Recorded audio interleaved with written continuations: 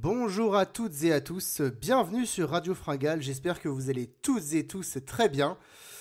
Tout d'abord, l'équipe vous souhaite une très belle année 2024, évidemment, plein de belles choses à vivre dans vos vies perso, et puis on espère surtout, enfin voilà, pour Radio Fringale, une année de folie au niveau vélo, des exploits, des attaques, des chevauchés fantastiques, des Français qui performent, et même pourquoi pas un retour surprise de Thibaut Pinot, on sait jamais, etc. Et puis pour la chaîne, on espère voilà, qu'en 2024, on va continuer sur tout ce qu'on a construit l'année d'avant, qu'on va vous faire toujours autant d'émissions, des émissions de qualité, qu'on aura des débats animés, et puis voilà, qu'on continuera à vous faire pas mal de live sur les grands tours notamment. Donc voilà, une belle année 2024 qui s'annonce, et puis on commence justement 2024 avec un nouvel épisode d'Écrase le pédale. Voilà, on continue nos émissions un peu hors série d'intersaison pour se faire kiffer tous ensemble, pour passer des moments un peu de débat, mais aussi de rigolade, revenir un peu en enfance, etc. Donc voilà.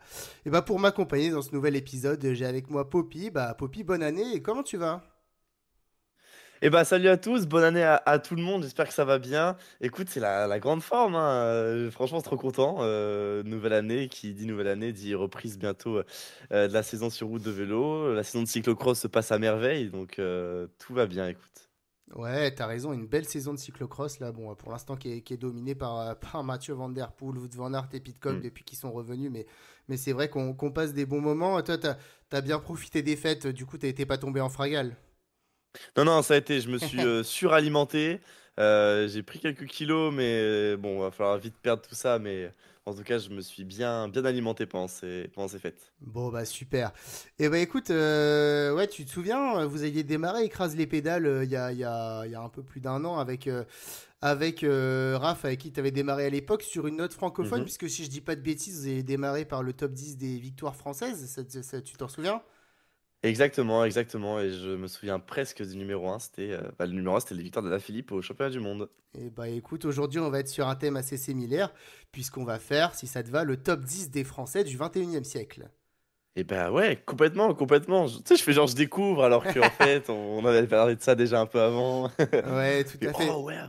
Mais je sais pas ce que t'en penses, que tu vois, quand on s'est dit qu'on allait faire l'émission, moi je me suis dit, ça va être hyper facile, le classement évident, j'ai déjà mon classement en tête. Hmm. Et puis après, toi et moi, je crois qu'on y a réfléchi, on s'est dit, ouais, en fait, classement hyper compliqué à faire, pas simple du tout, parce qu'il y en a eu des Français depuis l'an 2000 qui sont passés.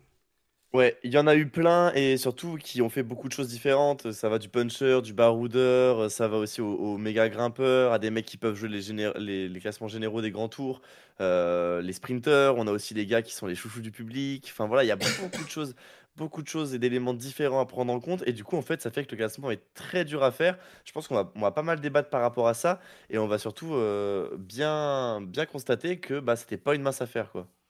Ouais, tout à fait. Est-ce que tu peux nous donner les quelques critères qu'on a retenus pour cette émission?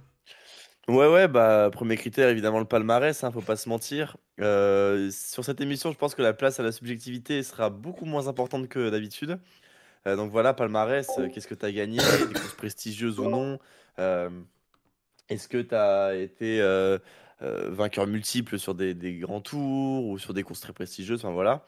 Ensuite, bah, évidemment, il y a un critère de popularité. Voilà, il y a des coureurs qui ont été très populaires et qui ont été un peu l'image du cyclisme français, et d'autres coureurs qui ont été un peu plus passés à la trappe ou alors tout simplement qui ont été discrédités.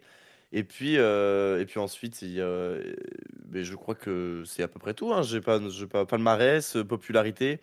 Je sais pas, tiens, est-ce que tu rajouterais des critères, toi? Mais en tout cas, c'est les critères sur lesquels je me suis basé et aussi sur les émotions qu'on a vécues avec ces coureurs-là. Donc voilà, c'est un peu les critères que moi j'ai retenus.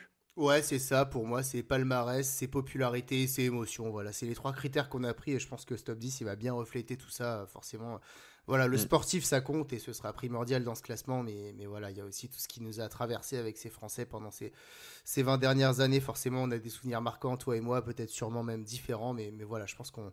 C'est Mm. dans nos critères en tout cas. Et si ça te va, on va démarrer et puis on va démarrer par la Ouais. traditionnelle zone de collecte. Voilà, je te propose de me dire un petit peu qui t'a mis dans ta zone de collecte.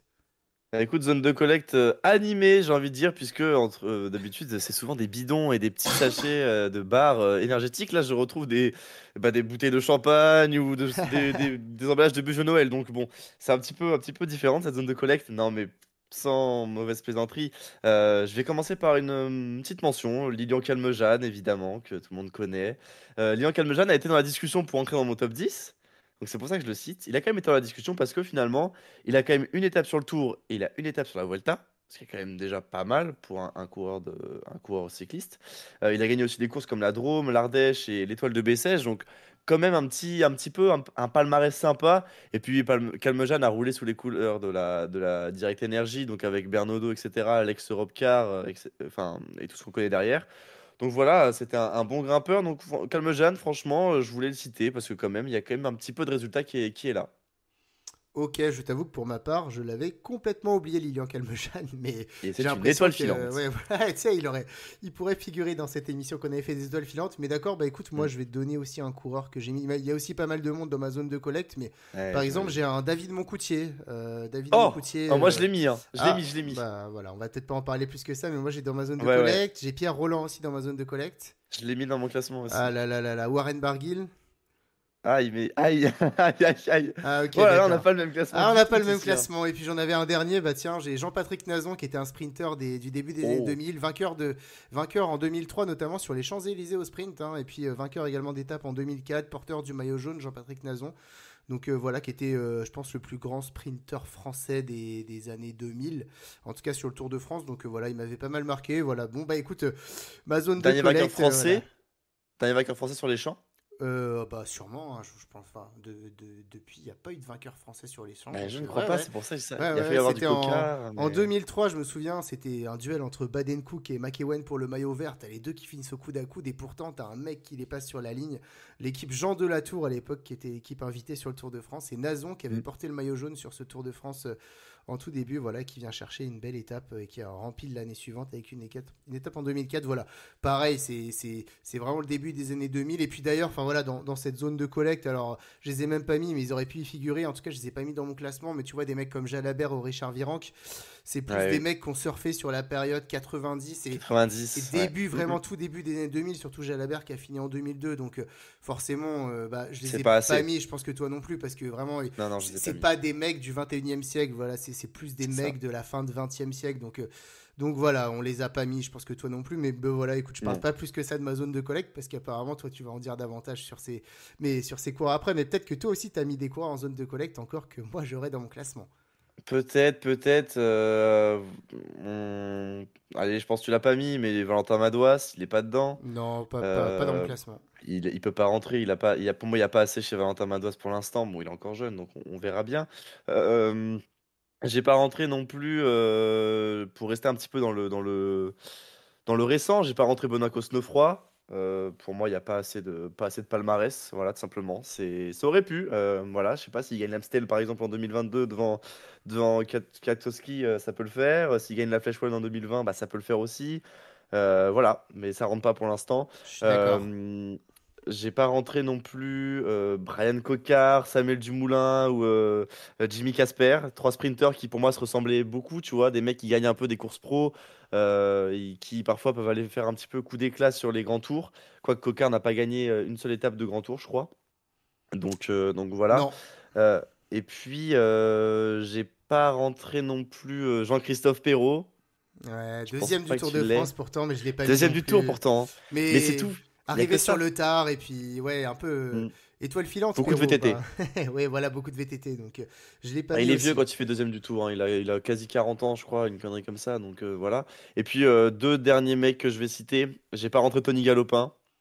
J'ai hésité. Vraiment, j'ai hésité énormément. Parce qu'il a quand même porté le maillot jaune, vainqueur d'étape sur le Tour, vainqueur d'étape sur la Vuelta. Il a fait beaucoup de podiums et beaucoup de top 10. Et il a gagné une classique, la classique Saint-Sébastien en 2013. Donc franchement, il a failli rentrer dedans. Et puis, j'ai pas rentré Christophe Moreau. Je l'ai pas mis. Ah, bah, on en reparlera peut-être après alors. Ah, on en reparlera alors. Eh ouais. Je me doutais bien que il Mais, fallait qu'il. mais Si t'avais pas mis certaines personnes. on va quand même avoir un classement assez différent, je pense, finalement. Ouais, je pense Ce qui est pas beaucoup. mal. Je pense beaucoup. Et bah écoute, super pour cette zone de collecte. Je te propose de démarrer, de rentrer dans le dur du sujet. Qui est-ce que t'as mis Mhm. qui est-ce qui a réussi à s'infiltrer dans ce top 10 à la dernière minute? Eh bien, en dixième, on en a parlé juste avant, j'ai mis Pierre Roland. Voilà, il est Ah, dixième. ok. Il pouvait pas être plus haut dans mon top 10, Pierre Roland, parce que il n'y a pas assez de palmarès, malheureusement. Il n'y a pas de maillot à poids, bizarrement. Tu vois, moi, je me serais pas, comme, je connais quand même bien la carrière de Pierre Roland, ça va. Mais j'aurais pu Mm. penser qu'il aurait porté le maillot à poids, mais non, il ne l'a pas.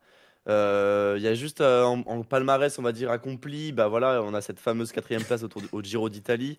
On a aussi deux étapes sur le Tour. Bon, il y a aussi une étape sur le Giro, hein, donc du coup, deux étapes sur le Tour. Il y a ce classement du meilleur jeune en 2011 avec sa victoire à l'Alpe d'Huez. Donc il gagne à l'Alpe d'Huez et à la Toussuire. Je crois que c'est en 2012 qu'il gagne à la Toussuire, il me semble. Voilà. Coureur prometteur quand on le voit. Quand il débarque et qu'il crève l'écran en 2011, on se dit putain, la relève elle est là, Pierre Roland, regarde ça, il met une pétée à Contador et tout, exceptionnel, machin, machin. Jamais de confirmation. Mais en fait, je l'ai mis en 10 parce que Pierre Roland, c'est un peu un chouchou, tu vois, quand même, je trouve. Il y a ce côté popularité qui lui collait bien avec sa fameuse phrase que je pense beaucoup connaissent, la fameuse attaque de Pierre Roland. Mais voilà. Il est dixième un peu pour l'honneur, on va dire. Mais voilà, le palmarès, c'est vraiment trop trop léger, hein. Il y a vraiment il y a pas de victoire, quoi. Enfin, c'est un palmarès qui est trop peu suffisant. C'est des top 10 sur le tour et encore. Mais voilà, c'est un coureur que je trouve élégant sur un vélo, qui a du punch, enfin, qui a du punch, oui, et qui a de la bonne grimpe aussi. Et puis surtout, voilà, c'est un coureur qui va tenter. On l'a vu à l'avant sur des critériums ou des Tours de France, tu vois, dans lesquels il était un peu en demi-teinte, mais là, il est à l'avant, il se bat. Et voilà, c'est ça qui me plaît chez Pierre Roland, et c'est pour ça que je voulais lui rendre honneur en le mettant à cette dixième place. Ouais, bah moi aussi, il tapait à la porte du top 10, c'est pour ça que je l'ai mis dans ma zone de collecte. Mais Pierre Roland, c'est un peu comme Barguil pour moi, c'était trop l'espoir déchu où il y a eu une à deux années exceptionnelles. Et puis ensuite, il n'y a pas eu finalement la confirmation des attentes que j'avais en ces coureurs. Donc, mais je comprends, enfin voilà, dixième position, ça me choque pas Ça en te tout va. cas. C'est quand même un mec iconique des années 2010, Pierre Roland. Donc voilà, mais effectivement, je pense que toi aussi, tu t'aurais pensé à un moment qu'il aurait un palmarès supérieur finalement C'est à ce ça. qu'il a eu par Mm. la suite. Et bah écoute, moi en dixième position, alors moi c'est plutôt un mec des années 2000, j'ai Pierrick Fedrigo. Ah, Pierrick Fedrigo, bah ouais, Et ouais, ouais, mais je l'ai Pierrick pas mis. Fedrigo. Et bah en fait, Fedrigo, coureur assez mystérieux en fait, Pierrick Fedrigo, qui soufflait le chaud et le froid quand il était, en fait, quand il était à son top niveau et quand il était en forme, ce mec, il était très, très, très fort. Et en témoigne quand même 4 victoires d'étape sur le Tour de France, hein. Je pense que c'est un des plus gros scoreurs de mon classement sur le Tour de France. Et le Tour de France, c'est quand même une référence 2006, 2009, 2010 et 2012. Et puis surtout, quand il gagne sur le Tour de France, il bat pas n'importe qui, hein. En 2006, je me souviens, il bat Comesso alors qu'il est derrière une échappée avec des super coureurs. En 2009, à l'arrivée d'étape, il est en échappée avec Franco Pellizotti, qui était quand même un sacré coureur des années 2000, Ouais. et puis il le bat au sprint. En 2010, il est dans une échappée avec Armstrong, avec, je crois, Luis Sanchez, Cazard, Horner, etc. C'est l'étape du Tour Mailand en 2010, et puis il les règle au sprint, et puis une dernière victoire en 2012. Donc c'est quand même 4 victoires d'étape, un Grand Prix de Plouay, un classement général du Critérium International en 2010, Critérium International auquel participaient des Contador, des Samuel Sanchez ou des Vinokourov. Donc en fait, voilà. Et puis à côté de ça, voilà, c'est plus des petites victoires comme le Tour du Limousin, enfin, qui sont quand même des belles courses, mais voilà, on n'est plus sur le top niveau. Mais voilà, deux fois vainqueur du Tour du Limousin, vainqueur des 4 jours de Dunkerque, de plus petites classiques comme Paris-Camembert, Cholet Pays de Loire, etc. Voilà, une étape du Critérium du Dauphiné, du Tour de Catalogne. Donc voilà, Pierrick Fedrigo, pour moi, c'était un mec qui faisait des coups, voilà, qui était absent les trois quarts de l'année, mais par contre, il était là 5-6 jours dans l'année, et ces 5-6 jours, il était irrésistible, il avait un niveau de fou, c'était une sorte de sniper, et puis il a plusieurs, je crois, un ou deux titres de champion de France aussi, donc voilà. Encore une fois, je pouvais pas le mettre plus haut, parce que après, plus haut, pour moi, c'est quand même des coureurs qui ont, enfin, voilà, Mhm. qui ont évolué à un niveau voilà, exceptionnel, je trouve, tout au long de leur carrière, et Fedrigo, il a manqué de régularité, mais quand il était fort, voilà, c'était un coureur qui m'impressionnait, donc top 10 pour Pierrick Fedrigo. Ouais, ça me choque pas, c'est un nom que j'avais entendu, mais malheureusement, j'ai trop peu vu, je pense, Pierrick Fedrigo. Mais en tout cas, le palmarès, c'est quand même. Il est là, quoi, genre, voilà, mais je comprends que tu l'aies pas mis plus haut. Mais Ouais. ça me choque pas qu'il soit dixième. Même, je pense, dans le top 8 top 9 tu vois, ça m'aurait pas choqué non plus. Voilà. Ouais, je pense qu'il va y avoir du Franchement. lourd après, donc Oui, oui, évidemment, mais en vrai, ça me choque pas. Genre, on voit cette capacité chez lui, tu vois, c'était un coureur qui pouvait faire le coup d'éclat quand il fallait. Donc, en fait, c'est ce qu'on attend aussi d'un coureur cycliste, tu vois, d'être ouais, tout présent à quand il fait. faut. Non, mais c'était un très bon coureur, voilà, quand il était en forme, en tout cas, il était en forme. C'est un peu, tu vois, j'ai peur que Victor Lafay il suive un peu la même carrière. Tu vois, Lafay, c'est pareil, sur un ou deux jours, quand lui, il est en forme, le mec, il est incroyable, quoi. Et puis après, il Bah, peut c'est ça. disparaître aussi vite qu'il est venu. Donc j'espère que Lafay sera plus constant que Federico, mais on se dirige un peu dans le même état d'esprit. Et bah écoute, si ça te va, on passe à ta neuvième place. Ouais, 9e place. Beaucoup hésité entre mon 8 et mon 9 en fait. En fait, en 9 j'ai fait un package. J'ai mis deux mecs qui, pour moi, se ressemblent dans la façon dont leur carrière a été faite. J'ai mis Barguil et Boigny en même temps. Ouais, et Du coup, Barguil, ben, tu l'as pas mis, mais je pense Boigny, tu l'as mis. ouais, bah on va pouvoir en parler. Je l'ai mis en neuvième position aussi, Nasser Bouani. Ah, bah parfait. Bon, bah parlons de Nasser Boigny alors. Ouais, en fait, j'ai mis les deux là parce que pour moi, c'est des mecs qui ont été très forts à une année précise ou genre 2 ans, tu vois, dans un laps de temps très court, et qui ensuite, effondrement et plus rien. Et c'est quand même des coureurs qui ont été très bons dans deux registres différents. Du coup, c'est pour ça que je les ai mis un peu ensemble. Parce que Barguil, c'était le grand grimpeur. Voilà, on se souvient, maillot à pois sur le tour en 2017. Avec, c'est 2017, hein, oui. Oui. Avec cette victoire à l'Izoard. Il y a aussi le prix de la combativité en 2017, évidemment. Il y a il est champion de France sur route. Voilà, c'est un coureur qui s'est réinventé en puncher qui se réinvente toujours en puncher maintenant dans ces années. Et malheureusement, en fait, Barguil, je sais pas, c'est un mec, tu vois, qui, pour moi, aurait pu avoir des meilleurs résultats. Pas forcément sur le Tour de France, tu vois. Il a quand même deux victoires d'étape sur le Tour de France, notamment à Foix et après l'autre, je sais plus où elle était. Bah, Izoard et Foix, pardon. Et en fait, Barguil, pour moi, c'est un mec qui aurait pu aller jouer beaucoup plus la gagne sur des tours comme le Giro ou surtout la Vuelta, tu vois. Sur la Vuelta, franchement, Barguil, en 2013, il chope deux étapes, hein. Donc, pourquoi pas, en fait? Pourquoi Barguil n'aurait pas continué ça? Il est dans le top 10 aussi dans l'année d'après. Donc, en fait, ouais, je sais pas. Je pense qu'il a manqué un coup Barguil parce qu'il avait la capacité je pense, d'avoir des meilleurs résultats. Il a essayé de se réinventer en puncher, mais ça a pas non plus pris trop la sauce, quoi. Il est là, hein, il est dans les top 10, enfin, tu vois, sur des courses un petit peu bateau. Ouais, enfin, bateau. Genre, quand je dis ça, tu sais, j'ai l'impression que c'est le truc, genre. Les vieilles courses toutes pourries du coin du pâté de maison, mais tu vois, genre il est troisième à la Brabançonne, il fait top 10 sur la Flèche Wallonne 2 années de suite. Sur cette année, il est dixième, tu vois, c'est pas non plus ridicule. Neuvième du Critérium, quatrième de la Flèche en 2020, par exemple, j'ai ça sous les yeux, il est dixième dans le Tour. Enfin voilà, il fait des résultats quand même sur des courses.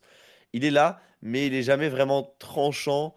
Et pour moi, malheureusement, c'est un peu la déception. Et du coup, bah, Boigny, c'est un peu le même système. Et tu vas nous parler de Nasser Boigny, je pense. Ouais, bah rapidement sur Barguil, en fait, effectivement, en termes de palmarès, peut-être qu'il pourrait figurer dans mon classement en 9 ou 10e position, là où je l'ai pas mis. C'est pareil que pour Pierre Roland, c'est par rapport aux espoirs que j'en avais, aux attentes que j'avais. Voilà, c'est plus de la déception qu'autre chose finalement avec cette année 2017 exceptionnelle et puis pas plus rien derrière, mais en tout cas rien à voir avec ce qu'il pouvait nous proposer avant. Donc c'était pas la punition, c'est juste que voilà, je l'ai pas rentré dans le top 10 parce que ouais, il m'a déçu. Warren Barguil, c'est un coureur que j'aimais beaucoup. Et puis Nasser Boigny, bah effectivement, pour moi forcément dans le top 10 parce que on a eu deux sprinters vraiment Ouais, iconiques dans les dix forcément. dernières années. Et donc Boigny, voilà, il a porté avec un autre sprinter dont je pense qu'on parlera tous les deux plus tard, le Ouais. cyclisme français des 10 dernières années. Et puis surtout ces années 2013 et 2014 assez exceptionnelles. Et surtout l'année 2013 avec ses Ah trois ouais, victoires sur le Giro, le classement par points du Giro, c'était deux impressionnant. étapes sur la Vuelta. Et puis Boigny, ouais, je me souviens en 2014, championnat du monde de Ponteferrada, quand même, c'était très difficile. Victoire de Kwiatkowski devant des Gilbert, Van Avermaet, Valverde. Et Boigny, il passe au sommet de la dernière côte en 10e position. À l'époque, c'était un sprinter, mais également un très bon puncher. Enfin voilà, il a eu vraiment ces 2 années exceptionnelles. Et puis derrière, même si la carrière n'a pas été ce qu'elle a été, voilà, il y a quand même eu pas mal de victoires chez Cofidis, même si tout ne s'est pas bien passé. Beaucoup de victoires, on va dire, voilà, sur des courses plutôt de second rang, mais il y a eu quand même quelques victoires sur Paris-Nice, etc. Donc voilà, décevant. Boigny, à mon avis, il y a 10 ans, j'aurais dit, lui, dans 10 ans, il figurera dans mon top 3 des cyclistes du 21e siècle français. Ouais, Mais c'est ça. voilà, il rentre quand même dans ce classement, mais plutôt dans la deuxième partie du classement, je pense, comme toi, parce qu'il Malheureusement, ouais. y a des belles choses, mais finalement pas assez belles Beaucoup de pour figurer déceptions, plus haut. quoi. Puis Et tu gardes fait, l'image d'un coureur. Excuse-moi, Titien, je t'ai coupé. pas de souci. Mais tu gardes l'image du coup d'un. Enfin, les gens ont peut-être gardé une image négative de Nasser Boigny, tu vois. Le mec qui se plaint, etc. Enfin, il va pas rejeter forcément chez tout le monde un très bon souvenir. Et c'est malheureux parce que, ouais, comme tu l'as dit, je pense que, putain, il y a 10 ans, c'était un crack, Nasser Boigny, c'était un crack. Il aurait tellement pu avoir mieux. Et malheureusement, il passe à côté pour, voilà, pas grand-chose, mais bon, pas le choix. Pour moi, il peut pas être plus haut que. Il aurait, tu vois, il a failli être huitième même, mais c'était difficile et je voulais du coup, je voulais l'associer à Barguil. Et c'est pour ça qu'il est neuvième, Nasser. Très bien, et bah écoute, justement, quelle est ta 8e position? Moi, j'ai mis en 8 Christophe Laporte. Que Je l'ai mis. j'ai un peu plus haut.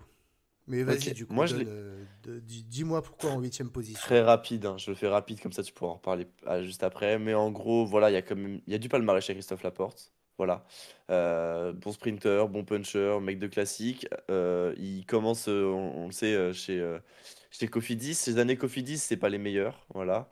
Et ensuite, en fait, dès qu'il arrive chez Jumbo, il passe clairement un cap. Et puis il y a ce titre de champion d'Europe, en fait. Je pense que le titre de champion d'Europe, là, le fait grimper beaucoup dans mon classement. Parce que, bon, on en reparlera un peu plus après, mais je pense que c'est Victor Jumbo. Euh, il est fort, mais c'est peut-être pas le meilleur à chaque fois. Euh, et donc, je l'ai quand même mis huitième parce que il faut quand même rendre à Christophe Laporte ce qu'il a apporté. C'est un coureur très intelligent, très fort, qui est capable de faire de très belles courses, que ce soit en termes de sprint qu'en termes par exemple, de classique. Donc, je pense voilà, qu'il mérite d'être dans ce top 10 et de figurer là à la huitième place. Voilà, mais on en parlera plus tard. Juste essayer de faire assez rapidement. Ouais, et puis ce petit jeu de mots que tu viens de faire pour rentrer dans le top 10 un jour des expressions de Radio Fringale, Christophe Laporte, il a apporté. Voilà. Ouais, Non, il mais écoute, apporte.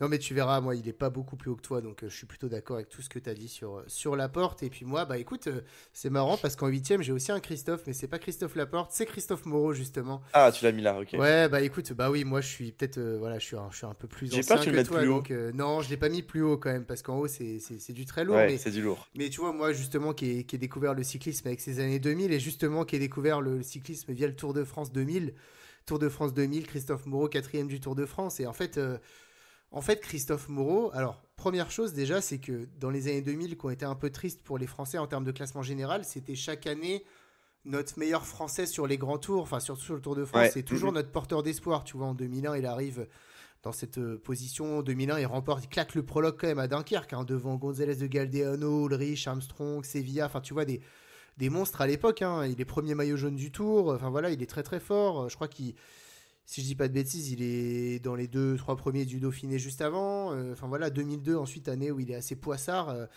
Puis ensuite 2003, il fait pareil, huitième du Tour. 2004, il est encore là dans le top 10 ou top 15. Enfin voilà, en tout cas, Christophe Il se Moreau, bat ça. avec les armes qu'il a, quoi. Ouais, voilà, et tu vois, en fait, C'est un et peu en ça. fait, là, ce qui me fait le mettre aussi haut, c'est que c'était le seul Français à ce niveau-là sur le Tour de France.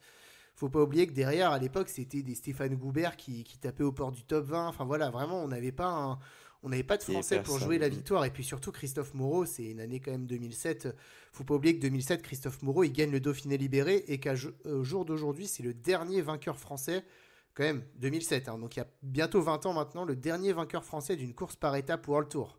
Ce qui est quand même bon, assez édifiant jusqu'à aujourd'hui, c'est-à-dire que voilà, les Français n'arrivent plus à gagner en World Tour et Christophe Moreau, il a toujours ça pour lui. Voilà, ce critérium de Dauphiné 2007. Et je me souviens qu'en 2007, 2 semaines après, il claque le titre de champion de France et il arrive sur le Tour de France avec, enfin voilà, quasi le statut de grand favori avec Vinokourov à l'époque. Hein. Première arrivée au Mm. sommet du Tour de France, Christophe Moreau, je me souviens, c'était à Tignes en 2007, il fait exploser la course à Tignes, c'est quand même 17 km de montée, il attaque dès le premier kilomètre de la montée, il fait exploser tout le monde, enfin il y avait les Contador à l'époque, les Iban Mayo, les Vinokourov, tout ça, et Moreau, il est hyper fort, et puis après, malheureusement, je pense qu'il était en forme trop tôt, et le reste de son Tour de France, ça se passera pas mal. Et puis derrière, bon, le reste de sa carrière jusqu'à 2010, ce sera plutôt en tant qu'équipier, voilà, chez Agritubel, chez Caisse d'Épargne, etc. Mais voilà, Christophe Moreau, pour moi, il est quand même à ce niveau dans ce classement, à la fois parce que c'était notre porteur d'espoir français chaque année. Il a quand même fait quatrième du Tour de France 2000. Bon, voilà, face à une adversité à l'époque, on se souvient. Voilà, bon, Armstrong, Bellocchi, Ulrich, tout ça, ils n'ont pas tous bien fini, mais en tout cas, à l'époque, c'était un Tour de France très relevé. Et puis voilà, c'était vraiment ce Tour 2007 où il arrive dans le rôle de quasi du grand favori. Donc voilà, Christophe Moreau, il a porté les années 2000 pour le cyclisme français et je voulais pas le mettre plus haut parce que voilà, devant, ça va quand même être des monstres. Mais pour moi, ouais, il a eu sa place dans ce top 10. Non, mais je suis d'accord. En vrai, moi, c'est malheureusement le trop peu de. Il est là, hein, mais pas Oui, assez, il te parle malheureusement. moins, quoi, voilà. Ouais, bah, déjà, il me parle moins complètement. J'avais vu quand même, en suivant des pages de cyclistes, j'avais vu, entendu parler de Christophe Moreau. Enfin, tu sais, son style sur le vélo, de toute façon, ça se remarque quasi tout de suite. Mais ouais, c'est vrai que. En fait, c'est le coureur qui se battait, du peu que je sais. Hein. Tu vois, moi, il me dégage l'image du mec qui se battait. C'est comme si, en fait, il partait à la guerre dans un colisée, tu vois, contre des gladiateurs et tout, avec des méga armes, et que lui, il avait genre un couteau, et qu'il arrivait quand même à se défendre un petit peu, tu vois. C'est un peu cette image-là. Ouais, c'est Et, ça, ouais. Il avait un petit couteau, mais ouais. ouais, un petit couteau. Mais tu vois, malheureusement, pour moi, ça suffit pas ça suffisait pas pour rentrer dans le classement. Et c'est un coureur qui m'a remarqué que bah, Pierre Roland, machin, machin, Oui, bah non, Barguil, mais après, Cadieux. voilà, de toute façon, dans ce classement, c'est aussi beaucoup les souvenirs de quand on a Ouais. découvert le vélo, tout ça, Bah, donc c'est ça tout à joue fait un peu, normal. ouais. C'est pour ça que je l'ai mis aussi, hein, mais écoute, rien de plus à dire sur Moreau, etc. Avec son beau cuissard vert quand il Et- était au Crédit Agricole, non, c'est ça? Exactement, exactement, exactement. Et bah écoute, quel est ton septième maintenant après les deux Christophe, est-ce qu'on aura encore un Christophe? Non, on n'aura pas un C'est Christophe fini. cette fois-ci. J'ai mis David Moncoutier, moi, en septième. Ah! Oui, je l'ai mis. En fait, David Moncoutier, tu vois, je l'ai pas vu courir. Je vais pas faire le mec, hein. J'en avais déjà entendu parler, mais j'avais jamais vu courir.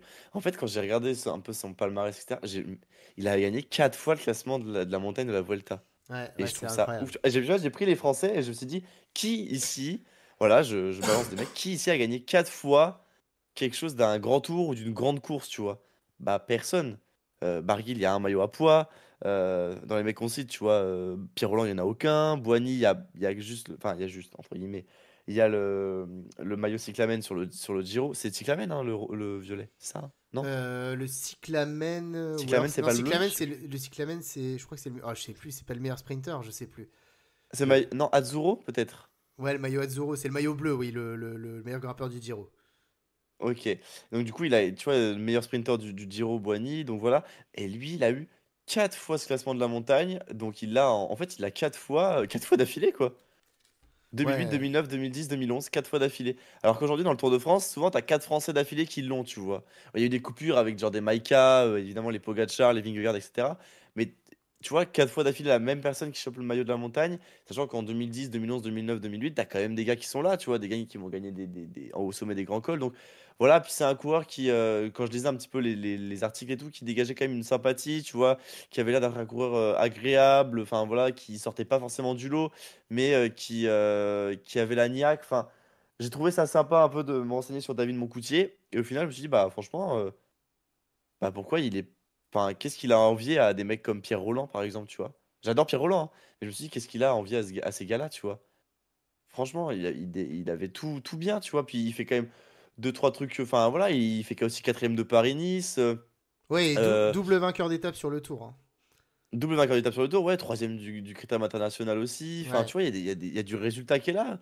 Et je me suis dit, bah franchement, en vrai, avec son palmarès et ce que je dis un petit peu sur lui, bah pour moi, il est devant des mecs comme Laporte, comme Barguil, comme Roland, comme Boigny, tu vois. Je le voyais devant ces gars-là. Enfin, je l'ai mis devant ces gars-là pour moi.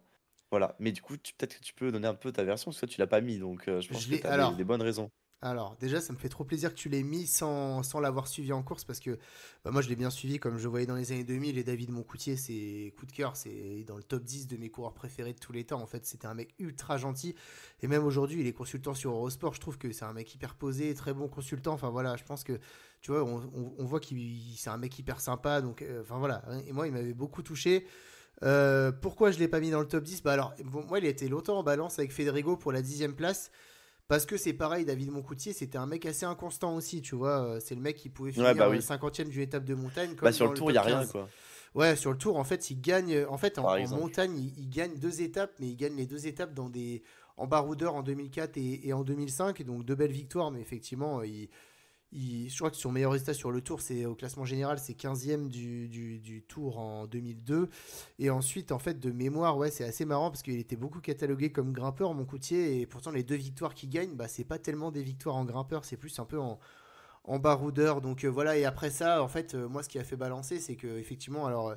Il y a ces quatre maillots de meilleurs grimpeurs et c'est fou, je suis d'accord, mais c'est sur la Vuelta et balancé avec les quatre victoires d'étape de Federico, même s'il affecte, voilà, David Moncoutier, c'était un de mes coureurs préférés. J'ai préféré mettre Pierrick Federico pour le prestige des résultats. Mais oui, bah, tu vois, c'est David Moncoutier. Il avait une super aura dans le peloton. C'était un coureur aussi particulier, tu vois, à part de ce peloton, parce que c'était le mec qui avait peur de frotter, donc qui était tout le temps au pied des ascensions. Il démarrait toujours en dernière position du peloton, parce qu'il avait peur de frotter, il avait peur des descentes. Donc il était toujours à l'arrière du peloton, ce qui lui a coûté, à mon avis, beaucoup de bons résultats. Mais voilà, ouais, David Moncoutier, un coureur très sympathique et qui a un super palmarès, donc ça me fait plaisir que tu le mettes dans ton classement. Bah tant mieux alors, tant mieux. Et Ça me ravit. ouais, écoute, moi je vais finir le tour des Christophe, puisque toi tu l'as mis en huitième position, bah moi il est juste au-dessus en septième position, Christophe Ok, Laporte. ouais. Rien de plus à dire par rapport à tout ce que tu as dit. Voilà, l'année dernière, à mon Ok. avis, il aurait tapé aux portes du top 10 dans la zone de collecte. À la fin de Ouais, cette clairement. année, voilà, un gant Wevelgem à travers la Flandre et un titre de champion d'Europe. Voilà, il y a peu de coureurs il y a pas de coureurs de mon classement qui peuvent se targuer d'avoir ça. Donc voilà, il grimpe les échelons et ça m'étonnerait pas que Christophe Laporte, dans 2 3 ans, il soit sur le podium, par exemple, de ce classement parce qu'il est de plus en plus fort. Titre de champion d'Europe, voilà, ça n'a pas encore forcément l'aura que peut avoir un titre de champion du monde, loin de là, mais ça reste quand même un titre continental. Donc Puis voilà. il est beau son titre, il est Oui, beau oui, quand non, même. voilà, et c'est On Christophe l'avait beaucoup Laporte. taclé tous les deux pendant le Coq d'Or là sur Radio Fringale, Non, tu vois, on le mais met tous les deux finalement dans notre top 10. Non, mais oui, voilà, parce qu'après, c'était Thibaut Pinot en face. On en Oui, reparlera voilà. après. Non, non, mais ce Oui. que je veux dire par là, c'est que voilà, Christophe Laporte, malgré tout, voilà, il était face à des très bons coureurs Mm. dans les courses auxquelles il a lutté. Et voilà, toujours est-il qu'un titre de champion d'Europe, aujourd'hui, c'est le seul Français de mon classement qui a ce titre. Donc voilà. Septième position, Après attention. ça me paraissait pas mal. Après attention à la porte parce que tu vois, tu dis que peut-être dans 3 ans il sera dans ton top 3. Moi je me dis si dans 3 ans, en fait il y a le barème enfin il y a la Jumbo, tu vois, il est déjà un cadre, tu vois, mais dans les classiques t'as Van Aert à sa place. Donc à voir comment ça se passe. Et s'il quitte la Jumbo, tu vois, est-ce qu'il fait les mêmes résultats? En vrai je suis pas sûr. Bah écoute, Malheureusement je suis pas sûr. oui, après c'est toujours pareil. S'il était pas les Yumbo, il profiterait pas du jeu d'équipe. Enfin, tu vois, donc moi Tu sais écoute, qu'il a failli pas être dans mon top 10, hein, Christophe Laporte, pour ah ces ouais, raisons-là, hein. non, non, Franchement, moi je bah, me, en fait, bah, je me suis dit, en fait, ces résultats, ils sont beaux, mais en vrai, putain, pour moi, c'est l'équipe qui fait, hein. Enfin, franchement, ça fait oui, beaucoup, tu vois. Il a beaucoup progressé grâce à l'équipe, ça, je nie pas. Il a énormément de qualités personnelles, ça, je le nie pas non plus. Mais je pense quand même que la Jumbo l'a bien aidé. Et ouais, je sais pas. Je l'ai quand même rentré parce que je me suis dit, franchement, j'abuse si je le fous pas dans mon top 10 parce que vu les résultats qu'il a et la capacité de coureur qu'il a aussi, c'est exceptionnel. Non, non, franchement. Mais il a été à un moment, il allait ne pas rentrer dans mon top 10. ouais, bah écoute, moi tu Voilà. vois, on va pas débattre sur Christophe Laporte, Non, mais non. moi Christophe Laporte qui dans 3 4 ans, dans les 3 prochaines années, gagne un Paris-Roubaix, je serais pas étonné, tu vois. Donc écoute, on verra, Ouais. vu sa progression fulgurante depuis 2 3 ans, voilà. En tout cas, voilà, Christophe Laporte qui s'est bien implanté chacun dans notre top 10. Donc voilà, ça montre quand même que depuis qu'il est chez Jumbo, c'est plus le C'est plus même. le même. Et bah écoute, passons à la sixième place du classement. Sixième. Là, j'avoue, en fait, les 6 premiers, Ah, c'est chaud là, hein. Je pense qu'on a à peu près bah, les mêmes maintenant. Mais... c'est les mêmes pour moi. En fait, si t'en as pas mis un des 6, Non, je pense bon, on qu'on a verra les bien. mêmes. En sixième, moi, j'ai mis Sylvain Chavanel. Et bah je l'ai en sixième position aussi. Ok, donc moi, c'est lui notre 6. Et ça se trouve, on aura le même jusqu'à la fin. Ah, pas possible, hein. Tu sais, genre, là, le bordel. Ouais, bah, Chavanel, enfin, qu'est-ce que tu veux raconter sur Chavanel? Enfin, c'est le mec qui a été le plus longtemps sur le Tour de France, déjà, longévité exceptionnelle. Coureur ultra sympa, qui est là pour animer les étapes où tu t'ennuies. Il est capable d'être là sur le terrain, baroudeur. On l'a vu aussi attaquer sur l'étape en 2016, je crois, dans le Ventoux. C'est lui qui passe à l'attaque en premier. Et voilà, il gagne 3 étapes sur le Tour de France. Champion de France du contre-la-montre. Il y a un palmarès pardon, sur la piste aussi, mais ça ne rentre pas dans notre classement. Mais voilà, tu gagnes quand même des courses. Il gagne à travers la Flandre en classique en 2008. Enfin voilà, Sylvain Chavanel, tu vois, j'ai pensé coureur français, quasi instantanément, tu penses à Chavanel, tu vois. Ouais. Puis, je sais pas, il dégage un truc, vraiment, c'est le coureur un peu, bah, c'est comme à la Moncoutier, quoi, le coureur sympa, le coureur à la cool, le coureur enfin, c'est l'image du coureur français des années 2000, tu vois, genre il dégage cette aura-là, Sylvain Chavanel, et puis voilà, il a quand même il a pas un palmarès mais long comme un bras. Franchement, quand tu regardes son palmarès, bah les gars, préparez votre repas sur 2 jours parce que le truc il est immense, quoi. T'es là dans des trucs, voilà, 9e de Paris en 2008, par exemple, chope des trucs comme ça, hein, 3e étoile de Bessèges. Enfin, tu vois, il est là tout le temps, genre pendant quasi 20 ans, le mec est là, quoi. Donc, je trouve ça une longévité exceptionnelle. Ouais, impossible de ne pas le mettre. Impossible de ne pas le mettre. Malheureusement, il lui manque deux trois trucs pour être un peu plus haut, selon moi, mais impossible de ne pas le mettre. Ouais, bah écoute, t'as tout dit. Moi, pour moi, cette sixième place, voilà, je ne voyais pas mettre autre part parce qu'en dessous, pour moi, c'est inférieur en termes de palmarès et de longévité. Au-dessus, En termes de longévité, c'est pas au-dessus, mais en termes de popularité et de coup d'éclat, c'est au-dessus. Donc voilà, Sylvain Chavanel, en fait, faut dire que tu vois, autant Christophe Moreau, il nous a porté sur les courses par étapes pendant 6 7 ans, autant Sylvain Chavanel, il nous a vraiment, vraiment porté dans le contre-la-montre pendant de très nombreuses années. Le contre-la-montre, c'est quand même pas un domaine où la France brille. Alors maintenant, on a des Cavagna, des Armirail, mais voilà, qui sont des très bons rouleurs, mais qui sont pas non plus peut-être au niveau des 7-8 meilleurs rouleurs du monde. Et à l'époque, au début des années 2000, on n'avait personne dans le contre-la-montre, mais vraiment personne. Et donc Sylvain Chavanel, bah, lui, c'était le meilleur rouleur français, celui qui enquillait les titres de champion de France, celui qui faisait des top 5 sur les chronos voilà, dans les grosses courses. Et puis Chavanel aussi, il nous a longtemps porté également sur les courses pavées. En fait, dans les années 2000, Chavanel, il est arrivé et en fait, tout le monde a voulu en faire un peu un coureur de grand tour et on a pris du temps. Enfin, chez Cofidis, je me souviens, il lui mettait la pression pour faire le top 15 du tour et ça a jamais vraiment marché. Et à partir il est arrivé chez Quickstep en fait et il s'est mis au classique flandrienne et quel regret quand même cette deuxième place au Tour des Flandres 2011. Franchement, il avait tellement franchement, il avait dans les jambes ce Tour des Flandres 2011 pardon Mm. et à trop regarder Tom Bonnen qui est derrière et ben voilà, d'une demi-roue, il se fait battre par Nick Noyen. Pour moi, c'est un éternel regret. Et voilà, et Chavanel, ouais, non, clairement, derrière. C'est pour ça que je ne le mets pas plus haut aussi, c'est parce que pour moi, oui, il y a beaucoup de titres de champion de France, oui, il y a des victoires sur le Tour, je suis d'accord. Je crois qu'il y a une victoire sur le Giro, si je dis pas de bêtises, je suis pas sûr. Non, je Pas suis pas sûr. sûr. Il y a le maillot rouge sur la Vuelta, ça je suis sûr. Pour Chavanel, il a porté plusieurs jours, je sais plus en quelle année, 2013, je crois, un truc comme ça. Mais puis derrière, il y a pas mal de victoires d'étapes. Ouais, tu l'as dit sur des Paris-Nice et tout. Il y a des classements généraux top 5, mais il a manqué pour moi peut-être un peu la Ah, victoire il a manqué. éclatante. Il y a eu le maillot jaune aussi, mais il a manqué un chouïa de trucs. Et puis ouais, ce qui est marrant, c'est que Sylvain Chavanel, moi j'ai une relation particulière parce que comme je t'ai dit, j'ai découvert le cyclisme en 2000.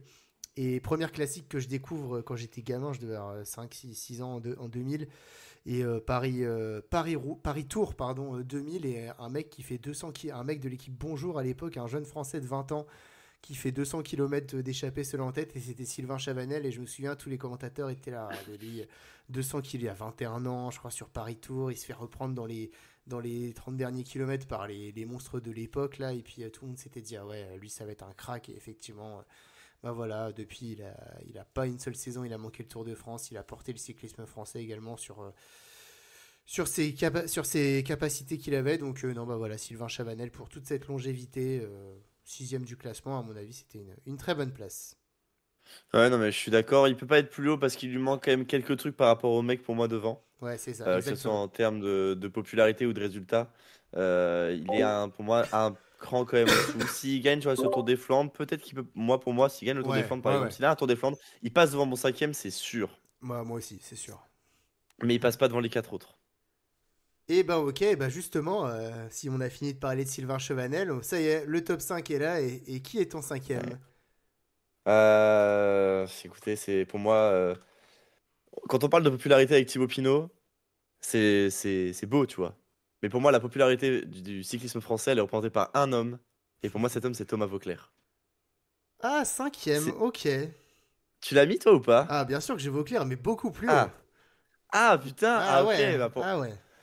pour moi, il peut pas être. J'adore, c'est mon coureur. Je pense que c'est mon coureur français préféré, tu vois. Je fais des Ouais, caisses avec je Bardet et pense que tout. t'aimeras pas mon cinquième, mais bon. Ah, ok. J'adore Thomas Vauclair. J'adore Thomas Vauclair.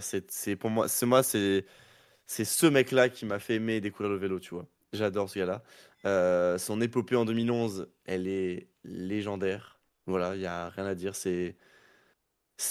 Il se bat avec. On parlait de Christophe Moreau tout à l'heure. Bah voilà, Vauclair, pour moi, il avait encore moins que Moreau. Il a fait largement mieux. Ce maillot jaune gardé, mais tellement longtemps. Il finit quatrième du tour. Enfin, c'est un baroudeur, Vauclair, tu vois. C'est incroyable. Il y a aussi au Tour de France. Bah, il avait eu le maillot jaune c'est quelle année c'est quoi? Merde. Quand il est chez 2004. Brioche la boulangère. 2004. 2004, ouais. Je confonds avec 2003, j'ai eu peur. Ouais, donc en 2004, maillot jaune aussi sur le Tour de France face à les Armadas d'Armstrong, etc. Enfin, c'était abusé. Et puis, champion de France sur route, évidemment Thomas Voeckler, le chouchou des Français. Donc là, c'est popularité niveau max, quoi. Enfin, voilà, maillot à poids en plus. Enfin voilà, vraie allure sur le vélo, tu vois, il faisait des grimaces et tout, mais putain, vraie allure sur le vélo. 4 victoires d'étape sur le Tour, il gagne aussi le Grand Prix de Plouay. Tu vois, il a pas d'énormément de grosses victoires, Thomas Voeckler, tu vois, il a pas de classique, enfin, il a pas de trucs comme ça. Mais pour moi, il représente, j'ai presque envie de dire, il pue le cyclisme français, tu vois. Genre, c'est un truc de fou. Il dégage une aura incroyable. Il a des top 10 hein, sur des grandes courses UCI. Enfin, tu vois, sur Tour des Flandres, etc. L'Amstel, Liège-Bastogne-Liège, il est là. Il aurait pu en gagner peut-être plusieurs. Mais malheureusement, il n'a pas ces victoires-là. Et pour moi, sa popularité s'arrête à la cinquième place, tu vois. On parle des coureurs français. On parle des meilleurs coureurs français, des plus iconiques. Et pour moi, malheureusement, pour être iconique, il faut quand même avoir du palmarès. Et Vauclair, pour moi, n'en a pas assez par rapport aux quatre mecs que j'ai devant. Donc voilà, pour moi, il peut pas être plus haut, Ouais, bah écoute, bon, je te rejoins sur ce malheureusement. que tu as dit. Quand je parlerai de Vauclair, voilà, je compléterai là-dessus. Mais en tout cas, je suis d'accord avec tout ce que tu as dit. Vauclair, pour moi, c'est un monstre du cyclisme français. Et la popularité écrase même les résultats sportifs pour Thomas Vauclair. Mais j'en parlerai peut-être un peu plus tard si ça te va. Ça me Parce va que très mon bien. cinquième, et je suis pas sûr que tu apprécies que je le mette aussi bas, mais je suis désolé, mais c'est Romain Bardet. Non, Voilà. Romain ça me choque Bardet pas. en cinquième position. Pourquoi? Parce que Bardet, pour moi, c'est un monstre. C'est vraiment un monstre, Romain Bardet. Oui. Et malheureusement, j'ai trop une impression de gâchis pour Romain Bardet. Et je suis dégoûté. Il y a trop eu de manqué par rapport à ce qu'il aurait pu avoir. Et premièrement, ce Tour de France 2017, où pour moi, c'était le plus fort. C'était le plus fort. Et Ah bah j'ai oui, trop de oui, oui. regrets sur cette étape de Péragude, là. Alors certes, il gagne, il est costaud, etc. Mais trop d'attentisme, franchement. Je peux prendre tellement Ce plus. jour-là, à mon avis, il était très très fort. Et Christopher Froome était vraiment pas au mieux. Et je pense que la Sky a très bien joué le coup à l'époque. Puisque pour rappel, hein, ce jour-là, Christopher Froome est en jaune. Et il y a une étape où ils passent par Perresourde, ils arrivent à Péragude. Et Christopher Froome n'est pas attaqué. Et tout se joue dans les 400 derniers mètres vers l'altiport de Péragude. Et Romain Bardet s'impose.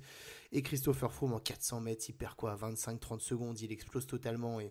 Ouais. Et voilà, et ce jour-là, Christopher Froome était faillible, il était pas bien, et voilà, ses adversaires en ont pas profité. Et Romain Bardet sur ce Tour de France, pour moi, c'était le meilleur grimpeur de ce Tour. Ensuite, sur les étapes alpestres, voilà, Christopher Froome, il est en défense, mais vraiment, il est pas du tout supérieur à Bardet en montagne, que ce soit sur l'étape du Galibier ou de l'Izoard. Voilà, il s'accroche à la roue de Bardet parce que ça reste Froome, mais voilà, et Romain Bardet, j'ai trop sur ce Tour de France d'images de lui qui attaque, mais qui se retourne au bout de 50 mètres, et voilà. Et deuxième regret pour Romain Bardet, championnat du monde 2018. Alors certes, voilà, Ah oui, bah ça. c'était Valverde en face, je suis Oui. d'accord, mais Il Bardet, est pour tellement moi, fort. c'était le plus fort. Et ça a joué la carte à la Philippe. Bardet qui s'est sacrifié très tôt dans la montée. Mais ouais, à mon avis, les Français, ce Ouais. jour-là, ils ont manqué leur stratégie. Il y avait un Thibaut Pinot très fort, un Romain Bardet très très fort. Un Et Philippe ils auraient moyen. plutôt dû attaquer à tour de rôle, les Français. Et je suis sûr que ça aurait payé s'ils avaient usé de cette stratégie parce que Bardet, faut dire que dès le deuxième kilomètre de la montée et jusqu'au quatrième, je crois que c'était 4 kilomètres cette montée, et bah, c'est lui qui emmène, personne ne peut lui prendre un relais, hein. Enfin, Valverde, c'était qui le troisième? C'était Woods ou je ne sais Ejdal? plus. Non? Non, Esjal, je pense pas, peut-être c'est un peu tard, mais je crois que c'était Woods. Ah bah oui, c'est ça. C'est Mais c'est un possible, Canadien, ouais. c'est sûr. Et tu vois, les mecs, enfin, Valverde, il peut pas faire mieux. Voilà, il s'accroche parce que c'est Valverde, mais et Bardet, pour moi, c'était le plus fort sur le championnat du monde. Et bah voilà, cette deuxième place, en plus au sprint, il finit pas loin de Michael Woods, ouais. Valverde à une demi-roue. Non, bah voilà. Franchement, j'ai Ouais. été déçu, pas de Bardet finalement, hein, mais de la stratégie de l'équipe de France qui était incroyable. Oui. Et de sacrifier comme ça un Pinot qui volait en cette fin d'année 2018, un Alaphilippe pour qui on roule et qui finalement qui pète. Enfin voilà, ce jour-là pour moi, et c'est horrible parce que la France était très forte, mais il y a eu un raté tactique. Et voilà, et Romain Bardet, j'aurais tellement vu, enfin voilà, il était tellement fort. Et puis le troisième, bah, c'est ce Giro 2022 où je sais pas, je le sentais Romain Bardet, tu vois, On le sentait et tous, hein. malheureusement, cette maladie, ça m'a fait tellement mal. Crois-moi. Et au-delà de ça, voilà, Bardet, il est forcément dans le top 5 Tellement fort, tellement parce fort. que en termes de palmarès sur les grands tours, même s'il y a eu du Pinot, même s'il y a eu du Philippe, pour moi, Bardet, c'est le plus gros palmarès sur les grands tours. Enfin, Et c'est le quand plus même constant, ouais, surtout. le plus constant. Deuxième Ça, du Tour c'est ouf. 2016. Et en 2017, il est moins bien classé qu'en 2016, alors qu'il était plus fort. C'est pour ça que j'ai beaucoup de regrets. Ouais, mais il y C'est a le qu'au- chrono à la fin à Oui, Marseille où il oui. s'écrase Mais totalement. tu vois, 2016, il finit deuxième parce qu'il y a un super coup tactique avec Cherel là, dans une descente. Ouais. Mais à aucun moment, je me suis dit, Bardet, voilà, il peut battre Froome. Alors qu'en 2017, il était très fort. Et puis voilà, ensuite, derrière, il a un peu marqué le pas face aux cadors qui ont émergé dans les années suivantes. Mais c'est quand même Romain Bardet, en plus de ça, un maillot à poids. C'est des victoires d'étape. Voilà, c'est plein de choses pour Romain Bardet, donc, qui a porté le cyclisme français sur les grands tours toutes ces années Mm. bah, encore récemment, hein. Donc je suis pas sûr maintenant qu'il Ah pourra oui. encore accrocher un podium de grand tour. Mais du coup, je le mets pas au-dessus des autres parce que même s'il a un palmarès sur les grands tours que je trouve plus consistant, j'ai un peu de déception et un côté manque de panache avec Romain Bardet qui pour moi paye, mais voilà, ça reste un monstre quand même qui a animé les 10 dernières années. Donc ouais, bravo Romain Bardet. Et toi, je sais que tu l'aimes beaucoup, donc voilà, je pense que tu l'as un peu plus haut. Oui. Ouais, je l'ai pas mis tant plus haut que ça, tu verras, mais non, bah, on en reparlera après. Bon, en fait, je l'ai mis quatrième. Bon bah voilà, tu peux y aller comme ça, t'enchaînes sur Bardet, ça ira très bien. Je l'ai mis en 4, oui, bah enfin, t'as tout dit, hein, clairement. En fait, pour moi, souvent je fais les comparatifs. J'en avais déjà parlé avec Raph, de ce comparatif entre Pinot et Bardet, par exemple. Et en fait, pour moi, Pinot a été, bon, quand tu parles du Tour de France, pour moi, Pinot a été plus proche, mais Bardet a été plus proche plus longtemps. En fait, pour moi, Bardet, quand je le voyais prendre le départ du Tour, à part 2017, comme tu l'as dit, je me suis jamais dit qu'il pouvait rivaliser, tu vois. Il avait pour moi des trop grosses lacunes déjà contre la montre qui le flinguaient complètement. Mais tu vois, il est tout le temps là en fait. Il est quasi tout le temps là.